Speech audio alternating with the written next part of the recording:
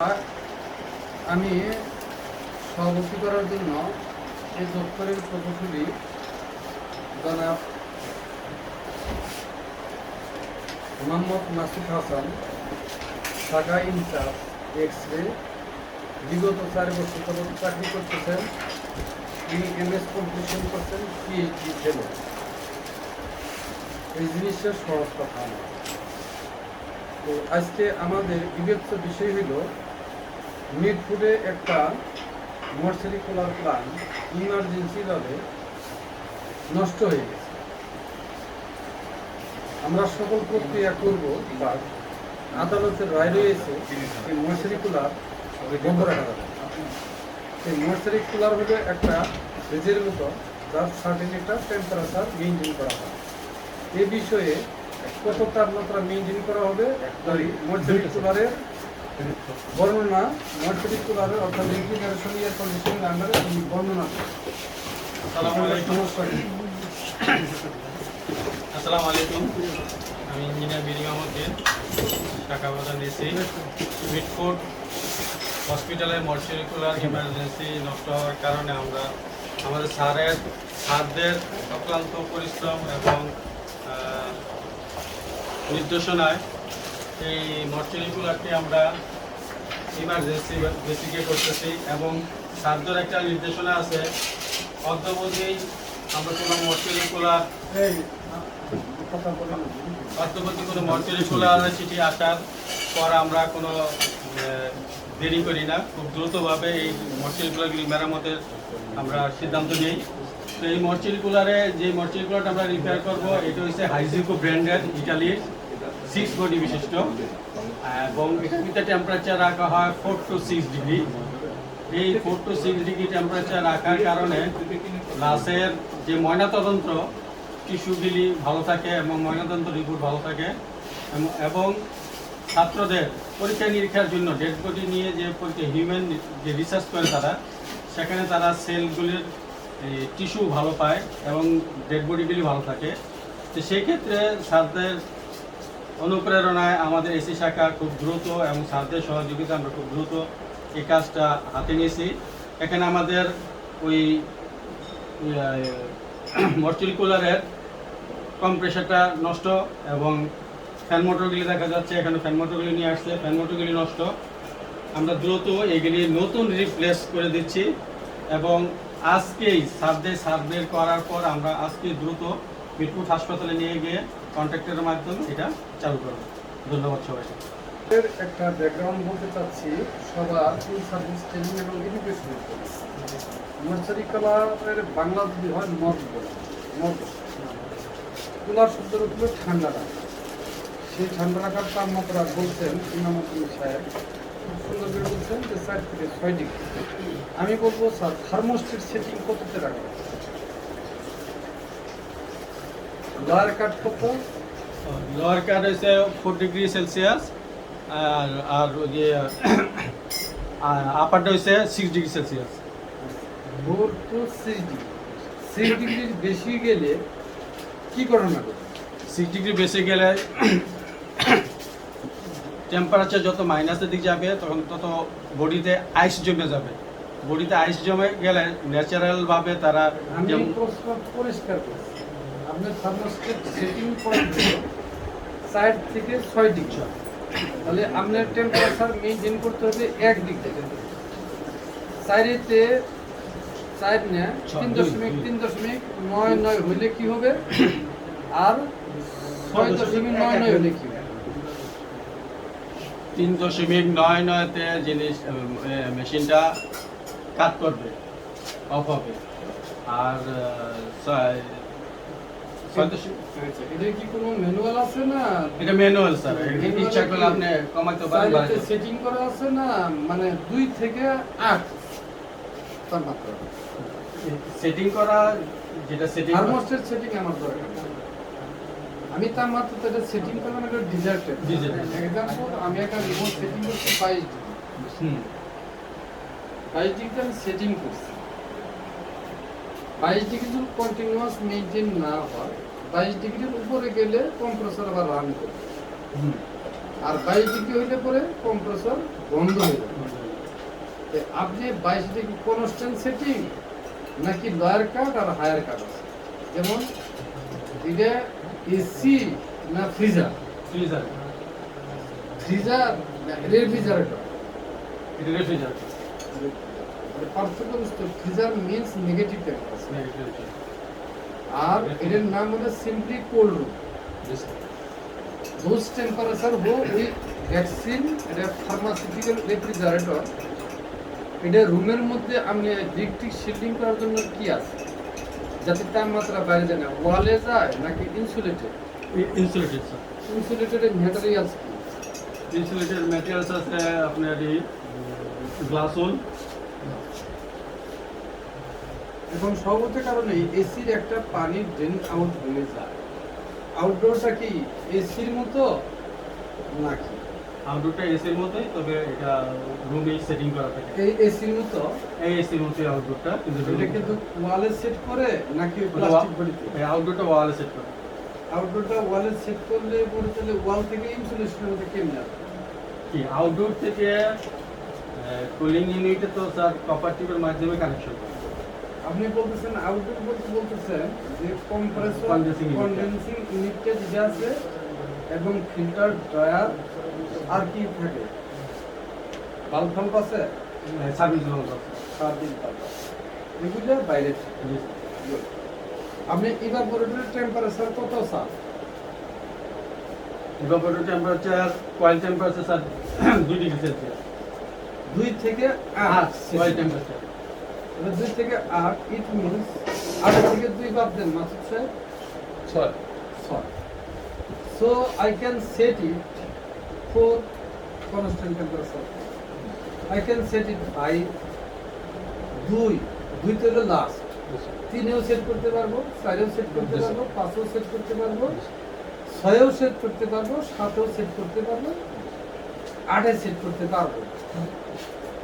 কারণ আমার 8 থেকে 6 বাদ দিলে 1 করে বাড়লে কত করতে পারে, 2 এর করে ডিজিট করলে, তারপরে তারপরে তারপরে তারপরে এখানে ইভেন্টস টেম্পারেচারটা না অড টেম্পারেচার?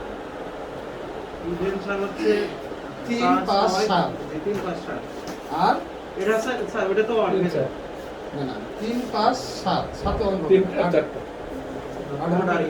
8 এর উপরে যায়। তাহলে এখানে দেখেন ইভেন এবং অড নাম্বার সমান হয়ে যায়। তাহলে এখন যদি আমি কোনো কারণে যদি লোড বেশি দিই তাহলে আমি একটাতে সেট করব, কোনো জায়গায় লোড যদি কম দিই তাহলে আরেকটাতে সেট করব। কেননা জিনিসটা যদি আমার লাস্ট ফুল লোডে থাকে ফ্রিজে, যেমন কুরবানির মাংস রাখা হয়, মাংস রাখতে গেলে পরে তখন আমরা করি কি, থার্মোস্টেট সেটিং হয়তো 5 আছে, 5 না করে আমরা 4 বা 2 করি। আবার শীতকালে করবো কি, বাইরের তাপমাত্রা যেহেতু কম তাহলে আমি 5-এ রাখি। তার মানে এই 2 থেকে 8 ডিগ্রি সেন্টিগ্রেড এই গ্যাপের মধ্যে আমি 3, 5, 6, 7 আমি বজায় রাখি। এই বন্ধ থাকলে যে কোনো মাংস সেটা আমি কর্তন করি বা না করি, তার যে টিস্যু আছে এই টিস্যুগুলোকে ভবিষ্যতে অ্যানালাইসিসটাই উদ্দেশ্য। ফরেনসিক ডিপার্টমেন্ট যেটা অভিযোগ আসবে, সেই অভিযোগ যে মানে কি খুনে মারা গেল না অ্যাক্সিডেন্টে মারা গেল, উদ্দেশ্য হলো সেটাকে অ্যানালাইসিস করা। উপরন্ত অ্যানালাইসিস ছিল বেওয়ারিশ লাশ যদি থাকে তাহলে স্বল্প সময়ের জন্য সে রাখতে পারে, আর বিদেশ থেকে কারো আত্মীয় স্বজন আসছে তাকেও রাখতে পারে। এটা উদ্দেশ্য 3টা। আসলে মর্সারি কুলারের অবজেক্টিভ হলো যে জিনিসটা আসছে কনসেপ্টটা, ফরেনসিক ডিপার্টমেন্ট লাশটা থাকবে, কাটাকাটি করবে, ময়না তদন্ত করবে, ময়না তদন্ত করবে, এই জন্যই মর্সারি করবে।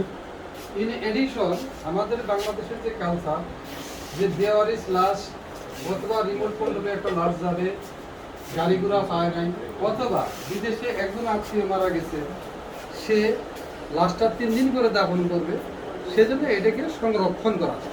এবার মর্সারি কুলার কি ক্লিয়ার আপনাদের কাছে? Yes sir, clear. তাহলে মেইন অবজেক্টিভ আমি ময়না তদন্ত করব। জি স্যার। বাংলাদেশের বিদেশে ময়েসারি কুলার যেটার আছে ভিআইপি, যদি কেউ 10 মাস পরে বা 6 বছর পরে লাভ রাখতে চায়, সেটা এর চেয়ে ডিপেস্ট হবে, ওইটা আলাদা। আর আমি যদি এখানে লাস্টটা রাখি, তার একটা সার্টেন টাইম আছে। যেমন আমাদের কিছু কিছু দুর্ঘটনা করে, ইনসিডেন্ট ঘটে, মিলার করে, তাদের বেআওয়ারিশ বাপ মা অনেকে খাওয়া হয়ে যায়, তখন এটাকে ট্রেস করতে গেলে, পুলিশ ধরে ময়নাতদন্ত করতে গেলে কিছু টাইম লাগে, এবং কেউ যদি গুলিবিদ্ধ হয়, এটা হলো আলাদা ইস্যু। আসল কথাই হলো to investigate forensic department the nature of the dead, either liver, lung বা অন্য কিছু ড্যামেজ, ইনজিওর্ড, সেল টিস্যু, থেতলানো, বিষ খায় মৃত্যু, ইনজেকশনে মৃত্যু। আসলে মুদ্রা কথা, মেডিকেল মর্সারি প্ল্যানটাই হইল আরও উন্নত দেশে গেলে যে ডাক্তারদের চিকিৎসা দিল, রুগীটা যে মারা গেল, তার অ্যাপ্রোপ্রিয়েট মেডিকেশন হয়েছে কি, এটাই হলো মর্সারি প্ল্যান। স্যার আমি কি কোশ্চেন করতে পারবো স্যার? আমি কি শেষ করছি? না স্যার, এই জন্য পারমিশন নেই না। ঠিক আছে, তাহলে আমি মার্সারি স্কলারের অবজেক্টিভ বললাম, এবার আপনি বলেন। স্যার, বাংলাদেশ তো ধরুন স্যার নাতিশীতোষ্ণ অংশ, এখানে মর্সুল কুলার যে টেম্পারেচার লোয়ার কাট আপার কাট সেট করলেন, এটা যদি স্যার একটা আমাদের থেকে গরম হয়, আমার থেকে ঠান্ডা হয়, সেখানে কেমন হবে স্যার? মার্সারি কুলার হলো এমন একটা জিনিস, আমি একটা কথা বলি, যেটা শীতকালীন দেশ, জি স্যার। শীতকালীন দেশে যেখানে আইস এবং বরফ পড়ে, রাস্তার বাইরে রাখা যাবে না। জি স্যার। যেমন এক্সাম্পল, কানাডায়, আমেরিকায় যদি আপনি রুমের মধ্যে থাকেন, তাদের দুইটা সিস্টেম আছে, শীতকালে গরমকালে ঠান্ডা দিবে, শীতকালে গরম দিবে।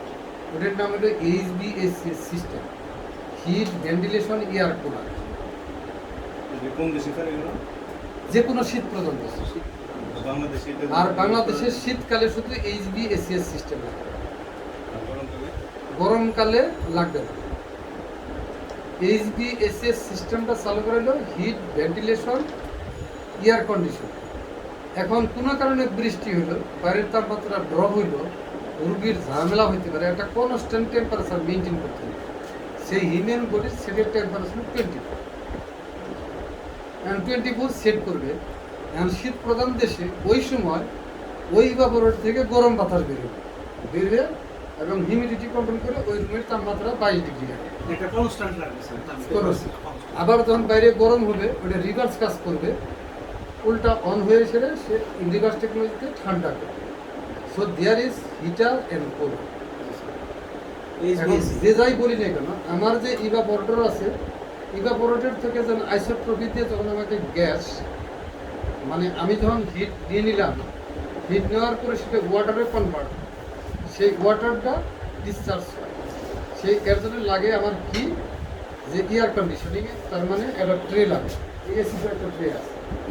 সেজন্য ট্রেটা হবে ডাইন পাশে যেটা আছে তার থেকে বাম পাশে 1/2 ইঞ্চি ইনক্লাইন, মানে ঢাল, তাহলে পানি আসতে থাকবে, সব এসিতে পানি হবে ডাইনে যাবে। তো অবশ্যই 2 থেকে 8 ডিগ্রি, এটাকে মর্সারি প্ল্যানও বলা হয়, মানে কোল্ড রুমও বলা হয়। এবং কোল্ড রুমের মতো ভ্যাকসিন রাখা হয়। এই ভ্যাকসিন যেমন প্রিজার্ভ করে, প্লাসটাকে প্রিজার্ভ করে। তাহলে আমি স্যার এটা কি যদি গরমের দেশ হয় স্যার, আফ্রিকায় তো খুব গরম স্যার, মিডিল ইস্টে যে গরম, ওখানেও কি এই টেম্পারেচারের মধ্যে রাখা যাবে না, আর কমাই থাকবে স্যার? আমার টেম্পারেচার জানার দরকার নেই, আপনি কোন টেম্পারেচার চান এটা। না স্যার, এই যে মর্সেল প্ল্যানে বলতে লোয়ার কাট 4 ডিগ্রি আমাদের দেশে, আপার কাট 6 ডিগ্রি সেট করা হয়। এটা স্যার যদি আমি মিডিল ইস্টে হয়, যেমন সৌদি আরব স্যার, ওখানে তো অনেক গরম। আপনাকে বলতেছি এটা হলো থার্মোল 2 থেকে 8 রাখবে। জি স্যার। বাইরের তাপমাত্রা গরম হইলে কম্প্রেসর হেভি হইতে রান বেশি করবে, আপনি কিছু করার জি স্যার। আপনি নির্ধারিত একটা সেটিং আছে 2 থেকে 8 এর মধ্যে। এখন সারা বিশ্বে কোল্ড সেলের ভ্যাকসিন 2 থেকে 8 রাখা। এখন তো শীত প্রধান দেশ হয়, খুলে রাখলে বরফে হয়ে যাবে। গরম দেশ হইলে পরে বাইরে গরম, এটাও ঝামেলা আছে। তাহলে আপনি যে প্যাকেটের মধ্যে রাখবেন তার 2 থেকে 8। ঠান্ডা দেশ যখন হবে তখন 2 থেকে 8 করতে গেলে তখন ওইটার মধ্যে হবে আর একটা কি, ওই টেম্পারেচার বাইরে থেকে হিট প্রডিউস করতে হবে, সে রিভার্স। আমি কথাটা বলছি, এটা হলো ফিডব্যাক কন্ট্রোল সিস্টেম। একটা হলো পজিটিভ ফিডব্যাক, একটা হলো নেগেটিভ ফিডব্যাক। পজিটিভ ফিডব্যাক গরম দেশে, নেগেটিভ ফিডব্যাক শীত প্রধান দেশে। তাহলে আপনি মর্সারি কুলারটা যখন সেট করবেন বাংলাদেশে, তখন অবশ্যই 4 থেকে 5 ডিগ্রি, কারণ 2-তে যদি রাখেন, কারণ এসি কোনো কিছুই দেখে না, এসি দেখে তাপমাত্রা রুমে কত স্যার, রুমের আপনি ডিজায়ার তাপমাত্রা। কারণ বাইরে কি আছে, বাইরে তাপমাত্রা 50 ডিগ্রি হয়, এসি বেশি অঞ্চল বিল বেশি আসবে। আবার যদি ঠান্ডার মধ্যে আপনি এসি চালান, তাহলে যদি 22 ডিগ্রি তাপমাত্রা রাখেন, তাহলে ব্লোয়ার চলবে, আপনি এসি বাইরে তাপমাত্রা এসি 50 স্টার্ট করবে না। কারণ রুমের তাপমাত্রা আপনি শীতের দিনে 18 রাখবেন কেন, কারণ উত্তর। এইটাই আমরা সমস্যা করছি স্যার, এই জন্য এখন আপনি রুমের তাপমাত্রা শীতকালে 22 ডিগ্রি রাখবেন কেন, বাইরের তাপমাত্রা 17। আপনি তাপ উৎপাদন করা সরল ভাই আছে, না স্যার, রুমের মধ্যে হিটার দিবেন নাকি ওই এসিতে দিকে ঠান্ডা করে দিয়ে গরম দিবেন, গরম দিবেন। তাহলে ওখানে দুইটা কয়েল লাগবে, একটা হলো কন্ডেন্সিং ইউনিট, ইভাপোরেটর, আর হলো হিটার। পাম্প তো একটাই, কথা বুঝছেন? এর নাম হলো এইচডিএস সিস্টেম, ডুয়েল সিস্টেম। তাহলে যখন আপনি ডেজার্ট টেম্পারেচার চাচ্ছেন যে আমি 22 ডিগ্রি রাখবো সবসময়, গরমের কিলে আপনি পজিটিভ ফিডব্যাক দিচ্ছেন, শীতের কারণে নেগেটিভ। নেগেটিভ। তাহলে ফিডব্যাক কন্ট্রোলার সিস্টেম বুঝতে হবে এসির ইনপুট কি, আউটপুট।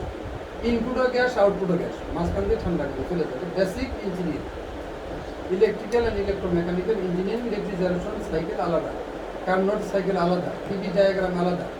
এখানে P1, V1, P1, P2, V2, T2 chemistry পরিষ্কার থাকে। আমার একটু কথা আছে স্যার। অধিক করে আমাদের বিভিন্ন হাসপাতালে দেখা যায় যে সব রুমে মর্চুরিগুলোটা স্থাপন করা হয়েছে, ওই রুমটার টেম্পারেচার খুব বেশি, কোনো উইন্ডো নেই এবং কোনো দরজা ওরকম ভালো, দরজা ডাইরেক্ট স্পেসের সাথে সংযুক্ত না, এই জন্য মর্চুরিগুলোর কম্প্রেশনটা বারে বারে অন হয়, অথচ রুমের টেম্পারেচারটা সিম্পল কথা হলো যে রুমে আপনি বসবাস করবেন সেটা এনশিওর দা লিক টেস্ট, বাতাস বাইরেও যাব না, ভিতরেও আসবে। এখন আমরা বাসা বাড়িতে যে রেফ্রিজারেটর ব্যবহার করি, সেই রেফ্রিজারেটর নর্মস হলো অ্যাজ সুন অ্যাজ পসিবল মাল ডেলিভারি দেওয়া এবং উঠাই দেওয়া। যদি তা না করি বাইরে থেকে টেম্পারেচার ভিতরে ঢুকে যাবে, আনওয়াইজ কম্প্রেসর স্টার্টিং এ যাবে।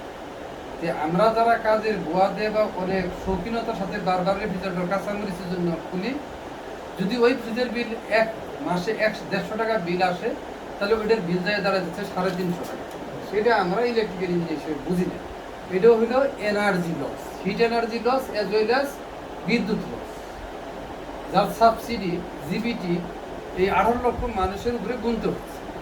এনিহাও আমি কিন্তু বর্তমানে একটা মেশিন কিনছি, যেহেতু আমি চালাই, আগে মেশিনটা ওনারা চালাইতো, তাতে মাসে 2 থেকে 2,500 টাকা বিল আসছে। এখন আমি নিজে চালাই 300 টাকা। This is the electrical engineering. আর সব সেট করে থার্মোস্ট্যাট। Any question? প্রথম কথা হলো it is not creditable to repair the মার্সারি cooler until shielding, ear shielding. বাতাস বাইরেও যাবে না, ভিতরেও আসবে। এটা তো হইলে স্যার তাহলে এসি শুধু ঠান্ডাই দেয় না, ইভাপোরেটর ফ্যান দেয়, অক্সিজেনও দেয়। আর ভেন্টিলেশন শব্দের কথা বললাম, আমরা air cooler, heat H VAC, heat ventilation air cooler. এই সিস্টেমটাই হলো হিউমিডিটি, আর্দ্রতা, বাইরের বাতাস ভিতরে, ভিতরের বাতাস বাইরে এক্সচেঞ্জ এই কাজটা করবে। কিন্তু এয়ার কুলার রুমে এই কাজটা করবে না। এয়ার কুলার রুমে যদি আমি শুধু থাকি, তাহলে যে আর্দ্রতা থাকবে সেই আর্দ্রতা জনিত কারণে নাকে ঠান্ডা লাগতে পারে, নাক দিয়ে আমার ময়সা ঢুকতে পারে, লাঙ্গে এজমা হইতে পারে, ধূলিকণা সহ, যা লাঙ্গের জন্য কোনোদিনই সুইটেবল না। তো our desire of the machine CT MRI, আমরা এয়ার কন্ডিশনিং করতে পারি না, আমরা 2টা ডিভাইস লাগাই বাংলাদেশে। সেই ডিভাইস দুটার নাম হলো কি, এটা হলো এয়ার কুলার, আর এটা হলো ডিহিউমিডিফায়ার। ডিহিউমিডিফায়ার আর্দ্রতাটাকে শোষণ করে আরও ঠান্ডা করে, এই মিলে হলো এয়ারকে কন্ডিশনিং করে। এয়ার কন্ডিশনিং মানে মাথায় যখন শ্যাম্পু দেন, আরেকটা যখন কন্ডিশনার দেন, ধরে সিল্কি হয়ে গেল, চুলটা সুন্দর হয়ে গেল। তো বাতাসের মধ্যে যে ধূলিকণা এবং আর্দ্রতা আছে, সেটা ডিহিউমিডিফায়ার টানে। আসলে অ্যাকচুয়ালি উন্নত বিশ্বে এইচডিএসি সিস্টেমই সিটি স্ক্যান এমআরআই রুমে বসানো হয়। তো মর্সারিকুলার প্ল্যানেও এই এইচবিএসি সিস্টেমটাই বসানো উত্তম। আর দরজা ভাঙছে আর কম্প্রেসর লাগাচ্ছি, ইট is not the efficient outcome of the video. So একটা দিন 2 নম্বরের দরজায় একটা এসওবি থাকতে হবে, as soon as possible লাস ইনসার্ট করা, as soon as possible লাস ডাউনলোড করা। বেশিক্ষণ দরজা খোলা মানে কম্প্রেসর চলবে, ময়েশ্চার ধরবে, ময়েশ্চার ধরবে, ইভাপোরেটেড যে ফ্যান আছে ওই ফ্যানে ময়েশ্চার ধরবে, জাং ধরবে, বরার পরিপ্রেক্ষিতে ওর বুশ আছে, বিয়ারিং আছে, নষ্ট হবে। সে যখন না ঘুরতে পারবে আরপিএমে, তখন সে চাবে যে ঠান্ডা করতে উল্টা কম্প্রেসরকে রান করে কম্প্রেসর ফ্যানকে ঘুরাবে। জি স্যার। এরপরও একসময় হিট ডেসিলেশন করতে পারবে না, ফলে কম্প্রেসরটা বার্ন আউট হবে। জি স্যার। আমি আশা করি উত্তর পেয়ে গেছেন যে frequent burnout of the compressor is the causes of the door opening and non-insulating. Thank you very much. Okay sir, আমি ছেলে যেটা বলতে চাচ্ছি হ্যাঁ, যে বলেন। রুমে আমরা মর্চুয়ারি, এই রুমটায় মর্চুয়ারি করে বসাই না, এখন এই রুমের টেম্পারেচারটাই হাই। এখন এই প্রথমে ওই রুমটাকে একটু করার জন্য আমাদের এক্সট্রা লাগানো দরকার, ফ্যান লাগানো রুমের বাতাসটা হাই, টেম্পারেচার হাই। প্রথমে হইল আপনি কয়েকটা ফ্যান লাগাবেন, একজস্ট সেইটাই স্যার, এক্সাস্ট ফ্যান দরকার স্যার, একজস্ট ফ্যান পোর্টেবল, একটু ভালো মানের বড়। না ভালো মানের না, সব একজস্ট ফ্যান একদিকে লাগাইয়া দরজাটা খোলা রাখবেন, জি স্যার। আর ব্লোয়ার দিবেন, বাতাসটা এই গরম বাতাসটা ওই দিক দিবেন। জি স্যার। আর আপনি করবেন কি, আলাদা ফ্যান এই মুখ করে দিলেন ঠান্ডা বাতাসটার দিকে, টারবাইন সিস্টেম, জি স্যার। যাতে বাইরের তাপমাত্রা ভিতরে ভিতরে না। এটা শুধু গরমকালে, বাট আবার ঠান্ডাকালে দিয়ে না, তাহলে ভেজালে কিন্তু সেই সময় এসি ঠিক ময়েশ্চারিকুলার চলবে না। এটা হলে মেরামতের পরে ডিটারজেন্ট দিয়ে পরিষ্কার করে তারপর এই ভ্যাকুমটা সৃষ্টি করে টার্বুলেন্ট এয়ার দিয়ে ছেড়ে। তবে সেই ক্ষেত্রে এসি যেটা ইউনিট বসাই দিবা পড়লো, সেটা টার্বো সিস্টেম আছে। টার্বো সিস্টেম দিলে পরে তখন আপনি এসিতে চালাবেন না, আগে ফ্যান ছেড়ে দিবেন ফোর্স, ওই টার্বোই রুমকে ভ্যাকুম করে আলাদা ঠান্ডা করে আলাদা। টার্বো সিকিউর আছে, অনেক মিডিয়ার আছে টার্বো সিস্টেম। আর তা না হলে আপনি যেটা ফ্যান দিবেন ভার্টিক্যাল সুইং, হরাইজন্টাল সুইং, এই মুডে শুধু ফ্যান চালাবেন হাই স্পিডে, তাহলেও বাতাস চলে যাবে। ক্লিয়ার? Thank you sir. এই যে আমার এক্সট্রা বন্ধ করো। কয়েক জায়গায় স্যার এক্সট্রা করে